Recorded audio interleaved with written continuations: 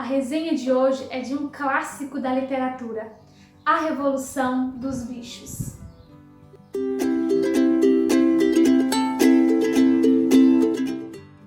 Eu queria muito ter o livro físico, mas ainda não adquirimos. Eu li no Kindle mesmo, porque desde quando um amigo nosso nos indicou este livro, eu fiquei louca para ler, eu fiquei ansiosa. Você também sofre de ansiedade literária?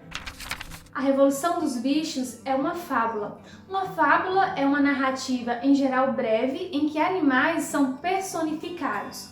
Ou seja, eles falam, eles pensam. E esta fábula, ela faz alusão à Revolução Russa. E você pode até estar aí pensando, mas eu sou brasileiro, eu não tenho nada a ver com a Rússia, eu não entendo nada de Revolução Russa, por que eu deveria ler este livro? Calma, vamos conhecer o autor e os seus propósitos com o livro.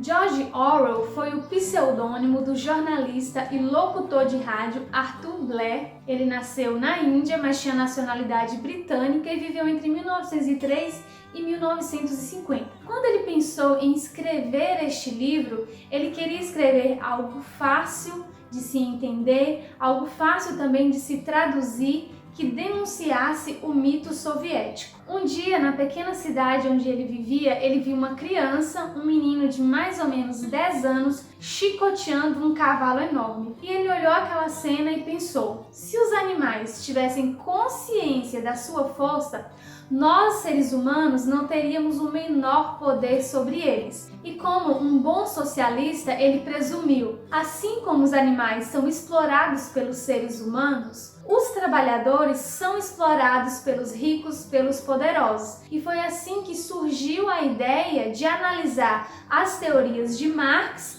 do ponto de vista dos animais. Ele pensou então em escrever uma história em que os animais pudessem lutar e derrubar o seu opressor, o ser humano. A fábula se desenvolve na Granja do Solar, quando os animais eles são convocados para uma reunião por um velho porco, que era o animal mais respeitado da fazenda, era conhecido como o Velho Major.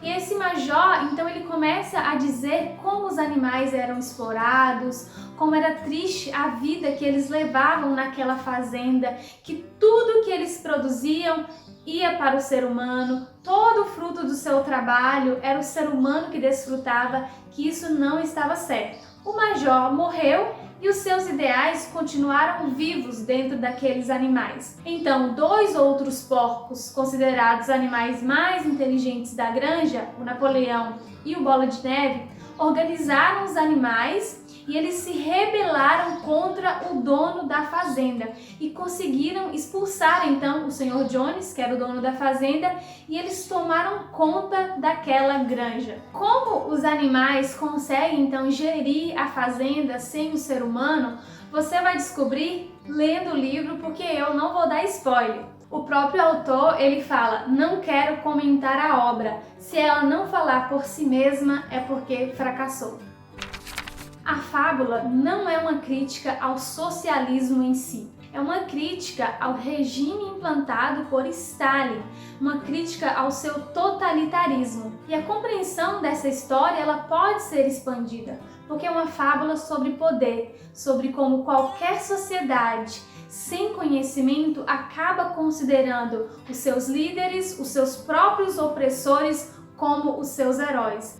Nessa história são retratadas as várias formas de manipulação, de alienação das massas que existem no meio político, assim como uma mentira repetida várias e várias vezes passa a ser considerada uma verdade. Os discursos dos personagens que exercem papel de liderança na história foi o que mais me chamou a atenção, porque eu lia e pensava: nada novo debaixo do sol. São as mesmas estratégias, as mesmas falácias. E o triste é que a grande maioria das pessoas ainda é refém dessas estratégias dos políticos. O livro ele é repleto de frases significativas, algumas até mesmo filosóficas, e uma das que eu mais gostei foi: os burros vivem muito.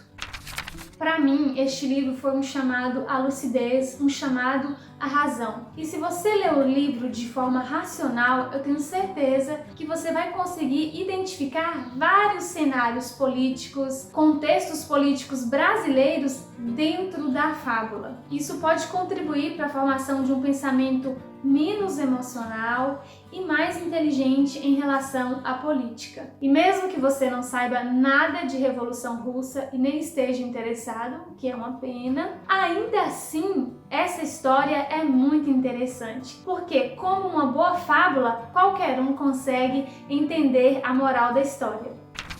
Esta é, sem dúvida, uma grande obra. George Orwell, para mim, ele foi um gênio. Ele escreveu esse livro em 1943 e ainda hoje o livro é muito atual. Ele teve muita dificuldade de publicar o livro devido às questões políticas e ainda hoje este livro é proibido em alguns países. Então aproveite que não é proibido no Brasil e leia A Revolução dos Bichos. E aí, gostou da resenha? Ficou com vontade de ler o livro? Podemos conversar mais sobre ele lá nos comentários. Não se esqueça de se inscrever e de compartilhar esse vídeo com seus amigos. Até a próxima resenha!